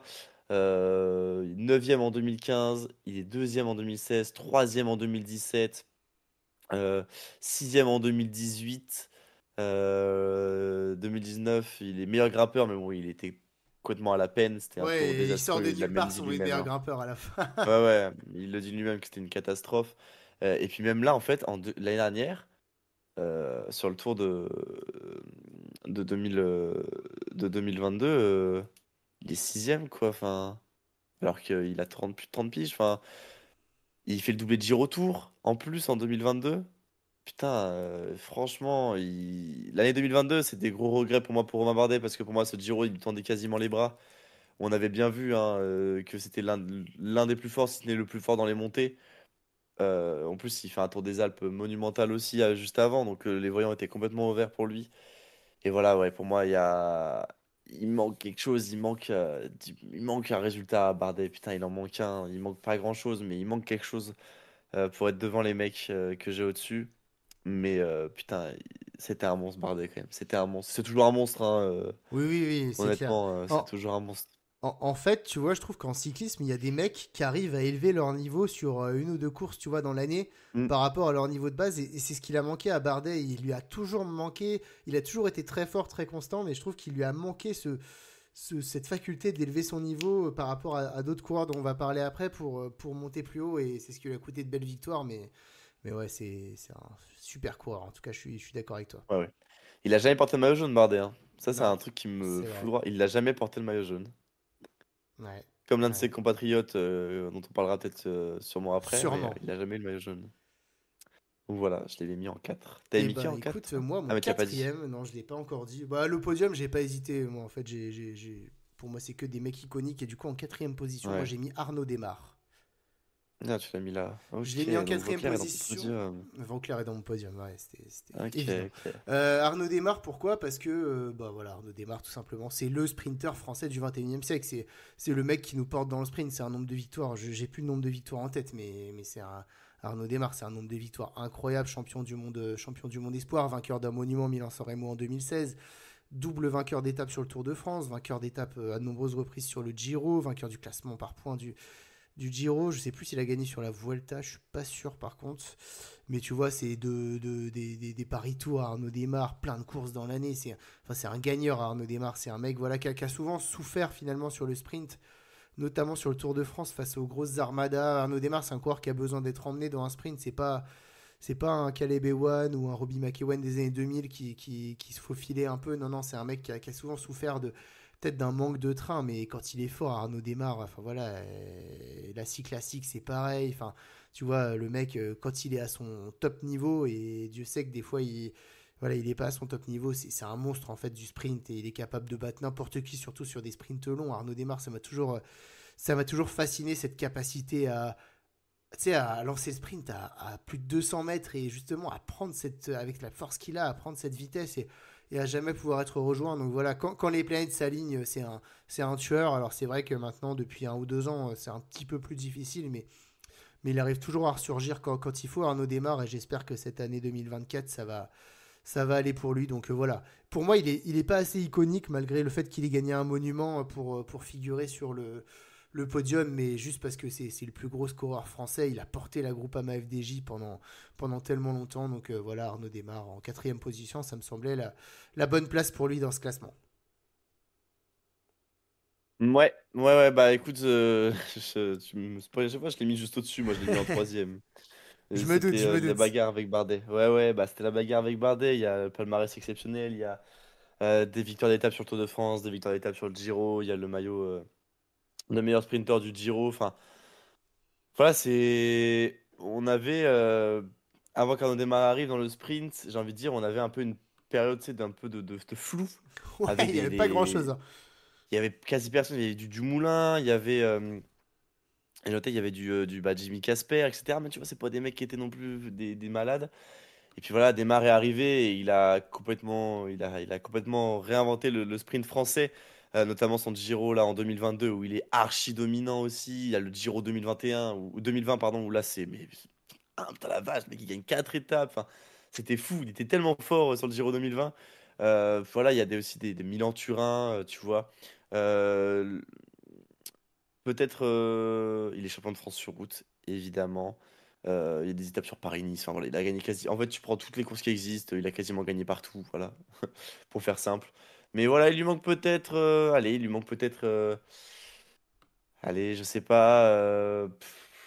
C'est peut-être un peu trop demandé, tu vois, mais un maillot vert sur le Tour, par exemple. Oui, oui, Peut-être un. il lui manque quelques. Ouais, il En lui tout cas, manque je un pense maillot qu'il vert. lui manque un truc auprès du grand public pour devenir iconique, tu vois. Comparé pour moi, Ouais, c'est pour ça que j'ai mis des coureurs que je trouve plus iconiques. Ensuite, c'est oui, que ça voilà, c'est sûr. il manque un truc à démarre au-delà du palmarès pour devenir, ouais, pour devenir une icône du cyclisme français des années 2000. C'est pour ça que j'ai pas Mm. réussi à le mettre sur le podium. Mais avec le palmarès, je te comprends totalement que tu l'aies mis sur ton podium. Il n'y a Tu vois, s'il avait un pas titre de forme de souci. champion d'europe, Et ah, pourtant, il ou est pas passé loin franchement, à une il est pas passé demi-roue loin. en 2020 derrière Nizzolo. Mm. Donc tu vois, putain, franchement, ça joue à une demi-roue, les gars. Non, mais franchement, ouais, il lui manque juste la casse popularité pour moi pour grimper encore. Mais voilà, quoi, c'est cette casse popularité qui va lui manquer malheureusement à Arnaud Démare parce que le palmarès, il est là, les résultats sont là. Donc franchement, chapeau, hein. Merci, monsieur, d'avoir ramené le sprint français sur les grandes marches. Tout à fait. Encore quelque chose sur ton troisième? Bon, non, écoute, rien à ajouter sur Arnaud Démare. Eh ben, mon troisième, moi, ben, on en a parlé déjà. Et je pense que du coup, on a les deux premiers. Moi, mon troisième, c'est Thomas Vauclair. Ok. En fait, tout simplement parce qu'on parle, tu vois, de cyclisme, des cyclistes français des années 2010. Alors peut-être qu'au palmarès, ça se joue avec les deux trois qui sont derrière, mais Thomas Vauclair, c'est une icône du sport français. Même pas du cyclisme français. Ouais, Pour moi, c'est une icône du je sport suis français, en d'accord. fait. Et surtout, moi qui ai, du coup bah, découvert le cyclisme dans les années 2000, bah, du coup, j'ai bien suivi ce Tour 2004. Et en fait, au-delà du Tour 2011, l'aventure, elle a commencé en 2004 avec déjà ce titre de champion de France. Et puis ensuite, bah voilà, ce Tour de France où Thomas Vauclair qui va chercher le maillot jaune. Et puis, je me souviens, enfin, c'était fou sur le bord des routes, alors que bon, on savait que Thomas Vauclair, globalement, surtout 2011, c'est pas la même histoire, mais 2004, tout le monde se doutait qu'il n'avait pas gagné le Tour de France. Et pourtant, tu voyais déjà des pancartes Vauclair en jaune à Paris. Enfin, vraiment, ce Tour de France, vraiment, Thomas Vauclair, c'est devenu une icône aux yeux de la France entière et je pense même du monde Ouais, entier. Et puis, complètement. je me souviens de la deuxième étape pyrénéenne où il est au plateau de Bay, je crois qu'il sauve son maillot pour 15-20 secondes par rapport à Armstrong. Alors, il le perdra après et puis ensuite, il perdra le maillot blanc dans la foulée. Mais voilà, Thomas Vauclair, déjà, il a conquis le cœur des Français rien que ce Tour 2004. Et puis ensuite, derrière, bah voilà, c'est une ribambelle de victoires, de magnifiques victoires. Thomas Vauclair, c'est 4 victoires sur le Tour de France. 2009, 2010 et 2000, c'est 2010, il en gagne 2, je crois. Et 2012, il gagne Mm. également une étape où. Non, je crois que je sais plus exactement, il y a un Tour de France où il en 2012, gagne on en deux. gagne une.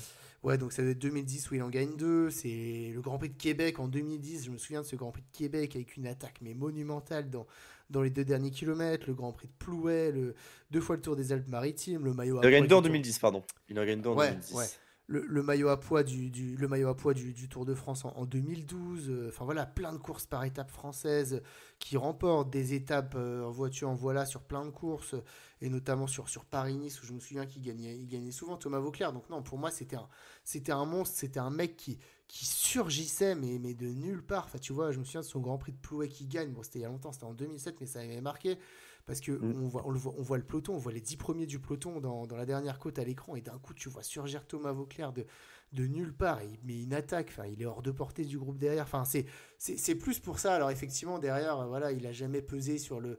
On va reparler de 2011 après, mais il a jamais pesé mesure sur le classement général de Grand Tour, où voilà, mais Vauclair, il a déjà fait top 10 de Liège-Bastogne-Liège, top 10 du Tour des Flandres. Ouais, t'avais dit l'Amstel, il fait un top 10 de championnat du monde aussi. Donc il était partout, Thomas Vauclair. Et puis la cerise sur le gâteau, c'est effectivement, bah, comme tu l'as dit, ce Tour de France 2011. Incroyable. Qui serait douté que Thomas Vauclair, il aurait fait un Tour de France comme ça. Enfin, moi, pour le coup, tu vois, en 2011, j'y ai cru après les deux étapes des Pyrénées, là où tu vois Schleck, Contador, ils sont absolument pas supérieurs à Vauclair en montagne, hein. Il leur tient largement la dragée haute. Il Et je me... attaque, hein. Il Ouais, attaque en ouais, il plus, hein. attaque, je me souviens, c'était abusé ce qui se passait, enfin vraiment, et j'y ai cru, tu vois, et même après l'étape que gagne Andy Schleck là, au sommet du Galibier, quand il attaque dans l'Isoard, bah, Vauclair qui garde son maillot pour je sais plus 20-30 secondes ou 15 je sais plus par rapport à Andy Schleck, je me suis dit bah Andy Schleck il va payer ses efforts le lendemain, et peut-être qu'il pourra pas lâcher Vauclair, et puis les autres ils sont pas supérieurs à Vauclair. Contador il était bien inférieur à Vauclair, non, c'était le niveau de Thomas Vauclair en montagne cette année-là, il était abusé, et voilà, je Mm. pense qu'il s'est laissé griser le lendemain là, lorsque Contador et Schleck attaquent de l'enchaînement Télégraphe Galibier et qui perd, mais j'ai cette image, tu vois, de Thomas Vauclair qui pète les plombs dans le col du Galibier, là je me souviens, qui crie sur Ouais, ses ouais. équipiers, Ouais, je attendez-moi, l'ai. Oui, il attends, tu vois. siffle là. Et ouais, tu sais, ouais, exactement. Et tu vois que dans son cerveau, il y a tout qui est en train d'exploser. Et voilà, Thomas Ouais. Vauclair, c'était aussi un coureur hyper humain, hyper Tout attachant. ou Alors, rien. voilà, enfin, ouais, tu vois, en fait, c'est pour ça. Je comprends, hein, ton point que, en termes de derrière, il est peut-être derrière Bardet ou Desmar en termes de palmarès, mais pour moi, ce côté iconique de Thomas Vauclair, tu vois, alors je l'ai pas mis plus haut parce qu'on a deux icônes au-dessus encore, peut-être avec un meilleur palmarès sûrement. Mais Vauclair, ouais, voilà, j'ai grandi avec ce coureur. Alors, voilà, c'était pas en plus mon coureur préféré, mais j'ai- c'était une icône, ça c'est sûr. Et donc pour moi, voilà, quand on parle de top 10 des Français du 21e siècle, et pour moi, il est dans mes plus grosses icônes. Donc c'est pour ça que je l'ai mis à ce niveau-là. Ah, je suis d'accord. En vrai, tu sais, quand je me suis fait la réflexion de mon classement, je me suis dit, pour moi, le 3, le 4 et le 5 peuvent être classés à Ouais, ouais, différents ouais, ouais, endroits, je ça comprends ce choquera que pas, tu veux tu vois. dire. Pour moi, Bardet, Desmar et Vauclair, ils pouvaient être au même endroit. Enfin, ils pouvaient être tous les trois troisièmes, tous les trois quatrièmes, tous les trois cinquièmes, tu vois. C'est juste trois personnes différentes. Et pour moi, Vauclair était vraiment un petit ton en dessous par rapport au palmarès, tu vois, même si je pense qu'il m'a fait vibrer. Enfin, c'est mon cours préféré, hein, il n'y a pas de, y a pas de souci là-dessus, mais qu'est-ce que tu veux ajouter, quoi? C'était vraiment l'image du coureur. Je sais pas si t'as aussi vu cette vidéo où il se fait à moitié insulter dans une montée et il s'arrête pour parler au mec pour lui dire ouais, mais t'as déjà fait du vélo, toi? Ah oui, oui, c'est vrai, Et ouais. le mec, tu sais, c'est un néerlandais ou une connerie comme ça. Et le gars, il fait sorry, sorry. Et il fait ouais, bah c'est ça. Et tu vois, c'était ça, Thomas Voeckler. C'était tout pour la course, quoi. Il se donnait à fond. Et quand tu vois aussi les images, quand il y avait à l'époque l'espèce de d'émission journalière sur l'équipe Europe Car, là, ça s'appelait Belle Échappée ou je sais plus comment. Et en fait, tu voyais Voeckler avec ses gamins. Et tu sais, ça devenait un simple. Un papa, quoi. Papa poule, tu vois. Et tu le vois le lendemain s'arracher sur le vélo. Enfin. Waouh, putain, c'était le cycliste qui se donnait à 200%. Il était tout le temps rouge écarlate, le gars, mais putain, enfin, c'est une icône, tu vois. C'est une Ouais. icône et pour moi, en fait, en termes putain, franchement, en termes d'icône, il a rien à envier aux deux mecs du dessus, hein, C'est honnêtement. sûr, mais je pense que Sur les un mecs du classement en termes dessus, d'iconique ou de popularité, pour oui, moi, il peut être numéro un, tu vois. oui, oui, c'est possible. Après, voilà, il paye peut-être aussi le fait que voilà, Thomas Vauclair, c'est un coureur de plutôt d'il y a 10 ans que Mm. d'aujourd'hui, tandis que je pense que nos deux coureurs qu'on a mis en première position, en deux premières positions dont on va parler maintenant, c'est des coureurs soit actuels, soit en tout cas qui viennent tout juste de finir leur carrière. Donc, eh ben écoute, Ouais. si ça te va, est-ce que t'as hésité entre tes deux premiers? Non, j'ai pas hésité. T'as pas hésité, moi non plus, donc on va voir si J'ai on a le pas même hésité, classement. non, non. Quel En est vrai, si les ton, gens ont hésité, je pense que il faut quand même pas non Moi, plus enfin, moi, se j'ai moquer pas des autres, hésité quoi. non plus. Mais du coup, quel Ah est non. ton deuxième? C'est Thibaut Pinot, mon deuxième. Eh ben, moi aussi. Ouais, ouais, on est d'accord. En fait, on va pouvoir parler longuement sur les deux gars, mais en fait, je pense déjà de base, si vous mettez pas Philippe en un, autant sur le reste, pour moi, il y a débat, mais autant sur le fait qu'Alaphilippe soit premier, il y a aucun débat. Non, c'est impossible. c'est pas possible de. En fait, si vous mettez pas la Philippe en premier, les gars, bah, c'est que le classement. Enfin, il y a plus une part d'objectivité. Enfin, putain, je sais pas par quoi commencer. Non, En vrai, mais commençons par Pinot. pourquoi Pinot en deuxième? Pourquoi Pinot en deux? Parce que déjà, niveau émotion, c'est énorme. C'est peut-être en numéro un en termes d'émotion en cyclisme. Entre le virage Pinot, etc., etc. Bref, les émotions. Cette révélation de Thibaut Pinot, en fait, très jeune. Et c'est un coureur qui, comme Barguil et Boigny, aurait pu s'écrouler très vite. Parce que il a ce Tour de France 2014 où il est meilleur jeune et troisième du Tour. Et derrière, c'est très difficile, tu vois, pour lui de revenir. Il devient très vite un peu une icône, une star, tu vois, dans lequel on attend. Parce qu'en fait, les Français, faut savoir que voilà, dans les années 2010, on veut ce mec qui va remplacer Bernard Hinault, on veut cette star du vélo. On l'a pas eu avec Vauclair, on l'a pas eu avec Virenque, on l'a pas eu avec Fignon. Enfin voilà, on veut ce gars-là. Et on l'a pas. Et Pinot émerge, il est jeune, et on se dit, putain. C'est lui. C'est lui le mec qui a gagné le tour. C'est lui. Et lui, il prend la pression directe. Et en fait, il aurait pu s'écrouler et on aurait pu ne plus jamais en entendre parler. Et en fait, non. Thibaut Pinot s'est relevé. Et en fait, il y a ce, il y a ce Tour de France 2019. Alors là, mais putain. Enfin, c'était le plus fort du tour, hein. Franchement, hein. Il y a aucun débat, hein. C'était lui le plus fort, je pense. Bernal était très fort, mais je pense que Thibaut Pinot était plus fort. Voilà, il n'y a pas non plus. Voilà, il n'y a pas non plus un palmarès de fou furieux chez Thibaut Pinot. Voilà, c'est pas un mec qui allait taper des trucs, etc. Pas de champion. Il n'a pas été de champion de France. Alors, il a été champion de France du chrono parce qu'il a beaucoup bossé l'exercice. Il a beaucoup bossé l'exercice justement à l'inverse. Bah, Bardet a beaucoup bossé l'exercice, mais Thibaut Pinot, je trouve qu'il a vraiment. Il a passé un cap en chrono, ça c'est un truc de ouf. Voilà. Il a été deuxième sur le Critérium en 2020, voilà, cinquième de Paris-Nice aussi. Enfin voilà, mais il y a ce Tour de France, en fait, ce Tour de France 2019, pour moi, ça fait toute sa légende, avec son Tour de Lombardie en 2018 aussi, évidemment. C'est ses deux plus grosses victoires. Il y a ce classement de la montagne en 2000, cette année, alors que putain, Thibaut Pinot, il a un palmarès en 2023, il est le meilleur grimpeur du Tour d'Italie. Voilà, alors qu'il va prendre sa retraite et qu'il sort pas forcément de ses hauteurs de l'année 2022 très compliquées. Et voilà, c'est une légende du cyclisme français. S'il se blesse pas en 2019, je l'ai déjà dit, mais pour moi, il gagne le Tour de France. Et là, si Thibaut gagne le Tour en 2019, je pense pas qu'il soit deuxième. Je pense qu'il est premier, tu vois. Même si le palmarès de Julien est beaucoup plus étoffé et il a beaucoup plus de distinctions, qu'au niveau émotion, on est pareil, que niveau iconique, on est quasi pareil aussi.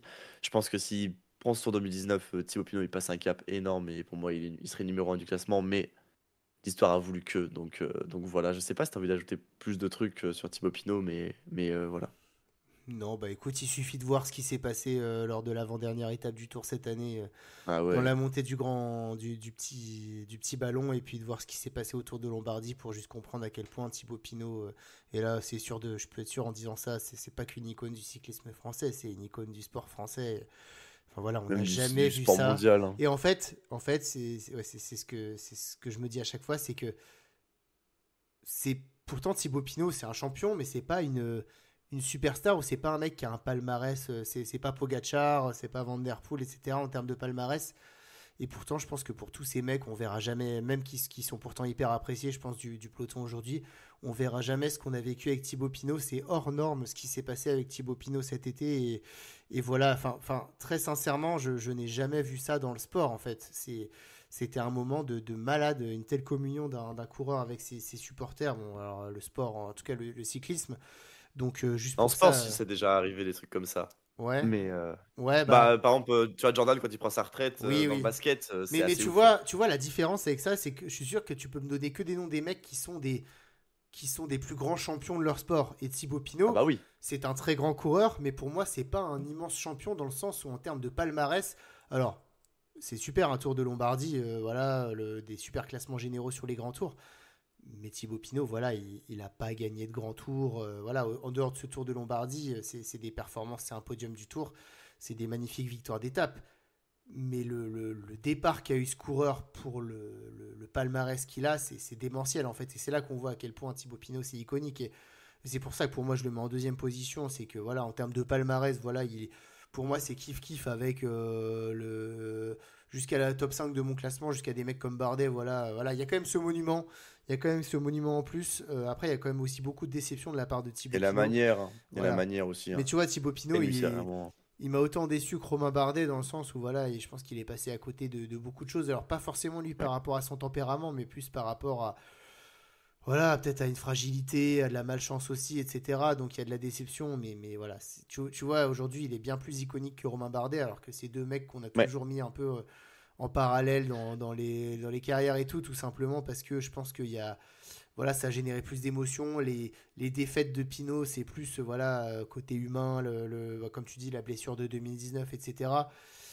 Et puis ce qui est fou, c'est que voilà, malheureusement, Pinot, je trouve, a un palmarès moins bon que Bardet sur les grands tours. Et pourtant, il a été bien Mm. plus près que Bardet, comme tu dis, de gagner un Tour de France. Et en 2019, à une jambe près, il était effectivement, c'était Et le son plus fort du Giro tour. Donc, 2018 aussi, hein. ouais, Giro 2018 ou truc de fou là quand il est malade là dans le col et qui se fait complètement lâcher, c'est des images incroyables alors qu'il était très bien placé. Donc non mais voilà, Thibaut Pinot peut pas figurer en première position parce que le premier c'est un palmarès incroyable, voilà, on pourrait peut-être le mettre dans le top 10 des coureurs du 21e siècle mais en tout cas Pinot voilà, deuxième position parce que voilà, les émotions, le palmarès, tout ça. Donc pour moi, c'est supérieur encore à Vauclair, Desmar ou Bardet. Donc Ah oui, je non, pense je que tu suis as eu le même d'accord. raisonnement. Et bah Oh écoute, oui, j'ai le même raisonnement. pas de, je pense qu'il n'y a pas de suspense pour personne, hein. Vous nous direz dans les commentaires si Non. vous mettez quelqu'un de différent de nous en première position. Mais je pense qu'on a tous les deux choisi Julien Lafilippe, c'est ça. Exactement, exactement. Je voulais même faire une blague dessus, mais j'ai pas trouvé. Est-ce que Ah tu non, mais voulais mettre John c'est. Gadret ou Blaise Cadry à la place? Tu peux encore, J'ai si tu veux changer. hésité, ouais. Allez, moi je vais me faire une folie, je pense. Brice Feuilleux. Amel Moinard. Ah Alors. voilà. Alors, Amel Moinard. Non, mais. Ah non, évidemment, à la Philippe, hein, putain, merde. Bah oui, c'est lui le plus grand coureur français du 21e siècle. Et peut-être que ce sera lui tout le long du 21e siècle. Euh, on commence par quoi? Le palmarès? On avait dit que Chavanel c'était long comme un bras. Bah là, c'est pas mal non plus, hein, c'est pas mal non plus. En fait, Alaphilippe, il gagne sur tous les terrains, déjà. Pff, ah la vache, c'est un truc de fou. Il gagne sur tous les terrains. Meilleur grimpeur du tour. Porter le maillot jaune pendant le Tour de France et rivaliser avec les mecs comme Bernal, etc. Voire même être plus fort qu'eux à certains moments. Il a gagné le championnat du monde. Il a gagné des classiques. Il a gagné des monuments. Et encore, la liste aurait pu être encore plus longue. Tu vois, genre quand il perd contre Roglic, là, en levant les bras trop tôt, bah, cette liste, elle aurait pu s'agrandir encore. Enfin, il y a plein de trucs. Il fait quatrième au JO aussi. Euh, Médaillé d'argent en championnat d'Europe sur route. Ah, voilà quoi. Philippe, il a le plus beau palmarès du cyclisme français. C'est un coureur ultra populaire. Autant que Pinot et que Vauclair, je pense quand même qu'en chouchou, Vauclair reste un petit peu devant peut-être, mais en même temps, on juge aussi maintenant parce qu'Alaphilippe est toujours dans le peloton. Mais voilà quoi, il y a tout. Il y a tout, il y a tout, il y a tout pour Alaphilippe. La classe sur le vélo. Enfin, je sais pas, écoute, Christian, qu'est-ce que tu peux m'en dire? Parce que là, j'avoue, je perds un peu les mots. Non, mais déjà, en fait, le palmarès fait la différence quand on a un Français double champion du monde et de quelle manière. Voilà, enfin, trois flèches Ouais, voilà. wallonnes. Non, mais voilà. Après, en fait, à la Philippe, au-delà de ça, là où pour moi ça fait une différence énorme avec les autres, c'est qu'il a été le meilleur du monde dans son domaine pendant de nombreuses années. Tu vois, on n'a aucun autre. Tu vois, Ouais. Desmar, c'est un excellent sprinter, mais il y a des meilleurs sprinters que lui dans le peloton. Pinot, Bardet, des excellents grimpeurs, mais il y a toujours eu un peu au-dessus d'eux. Tandis que Alaphilippe, de 2017 à 2021, c'est le meilleur puncher du monde.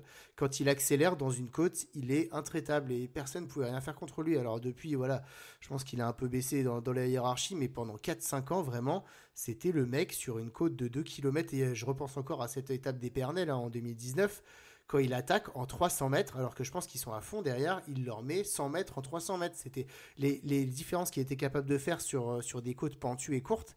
Enfin, j'ai rarement vu ça, tu vois, même au 21e siècle, il y a peu de punchers, je trouve, qui ont été aussi impressionnant qu'Alaphilippe. Tu vois, il y a peut-être des Bettini, des Franchement, Gilbert, non. voilà, qui me font penser à Alaphilippe un peu dans cette capacité de démarrage, mais peu de coureurs. Et donc voilà, ça fait une vraie différence. C'est que dans un domaine, ça a été le meilleur du monde. Donc voilà, en fait, rien qu'à partir de là, et de toute façon, les deux titres de champion du monde, voilà, Milan-San Ouais. Remo, un monument, voilà. Après, à la Philippe, il y a quand même une déception pour moi, c'est Liège-Bastogne-Liège. C'est une anomalie qu'il n'ait Ouais, pas ouais, cette oui. course à son palmarès. C'est incompréhensible. Tu vois, encore un Tour de Lombardie, des trucs comme Deux ça, fois voilà. deuxième, non? De Liège, non? Deux fois deuxième? Liège, deuxième en Deuxième en 2015, 2021. et ben en 2021, du coup, voilà, ouais, Ouais, effectivement. deux fois Et puis deuxième. surtout, en fait, la terrible désillusion de 2020, hein. C'est 2021 ou 2020? Non, c'est 2020 où il lève les bras et Roglic le passe, là. Ouais, c'est Non, c'est 2020. 2000... Ouais, c'est si, si. 2020? Ouais, puisque 2021, il perd derrière Pogacar au sprint. Donc, Oui, ouais, c'est ouais, ça. c'est Ouais, c'est 2020, ça. et Parce là, qu'en c'est fait, que. il est déclassé en plus en Ouais, il est 2021, je crois, non? déclassé, mais quel énorme gâchis, alors que cette année-là, Ah ouais. 2020, il était intraitable. La semaine d'avant, non, c'est la semaine d'après, au Tour des Flandres, encore une fois, il était. Vraiment, il était intraitable ce moment-là, la Philippe, et quel gâchis. Franchement, comment il peut ne pas avoir cette course à son palmarès, ça. C'est Non, c'est mais comme il Sagan qui a l'a. jamais gagné Milan-San Remo, tu vois. Franchement, c'est des Oui. trucs qui Non, paraissent mais il improbables l'a. aujourd'hui, quoi. Donc, non, C'est mais sûr. voilà. Après, on cherche la petite bête, mais à la Philippe, j'espère juste que là, tu vois, on se dit que c'est le meilleur coureur français du 21e siècle. J'espère juste qu'il n'est pas au début d'un chemin de croix et que les prochaines années, il va quand même continuer à réussir à performer. Parce que ça m'inquiète un peu, là, ce qui se passe depuis 1 ou 2 ans chez Alaphilippe. Donc, pourtant, il n'est pas Ouais. si vieux. Donc, est-ce que l'heure de gloire est passée et que vraiment maintenant, ça va.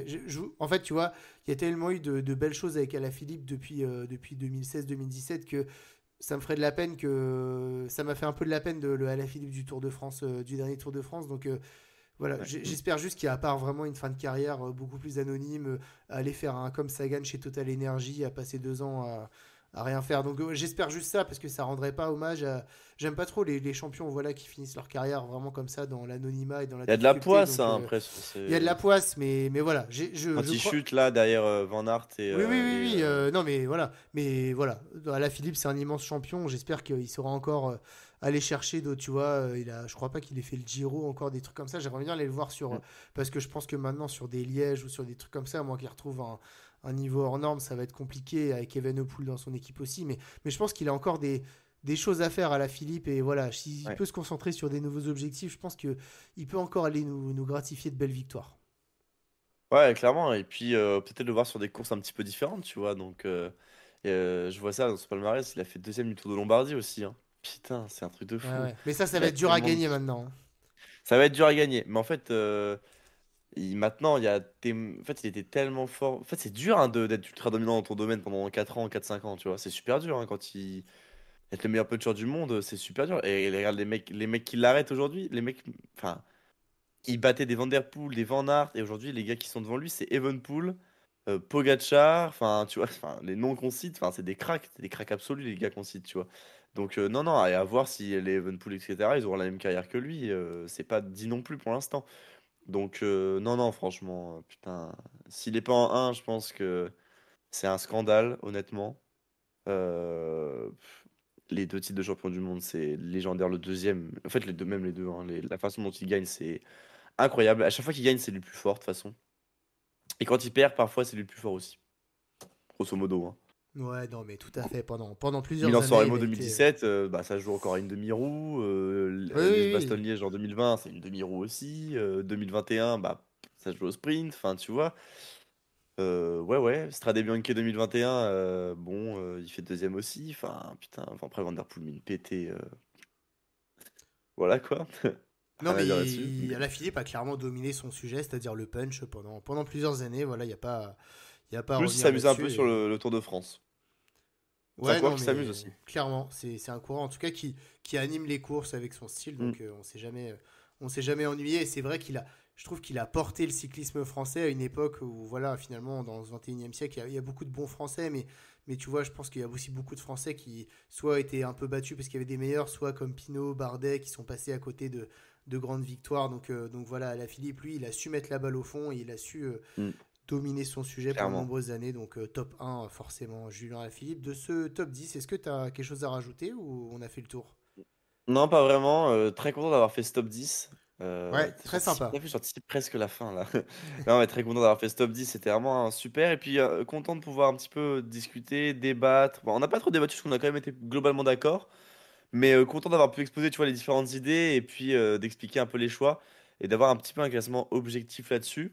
Puis voilà, c'est sympa pour commencer l'année d'avoir un petit top 10 des Français du 21e siècle. C'est quand même un gros classement. J'avoue que c'est un peu difficile des fois de faire des classements en général, mais par contre, si on prend tous les top 10 des Français all time, là bon, c'est peut-être plus compliqué, sachant que c'est des époques différentes, etc., etc. En tout cas, c'était vraiment plaisant. Il faut pas que les gens hésitent à mettre ça, enfin à mettre leur top 10, surtout celui-là, dans les commentaires. Tout à fait. Et bien écoute, si ça te va, on peut clôturer cette émission. Bah, de toute façon, on va revenir très vite. Radio Fragal maintenant va reprendre petit à petit sa route puisque bah, la saison approche, hein. Le Tour Mm. Down Under maintenant c'est dans 2 semaines. Donc voilà, on va petit à petit se replonger dans les courses. Je pense qu'on va vous faire une émission un peu sur les transferts, voir quelles ont été les équipes gagnantes, celles qui ont perdu, etc. Et puis se pencher sur un petit peu ce qui peut se passer cette année. Merci beaucoup Poppy encore pour d'avoir participé à cette émission.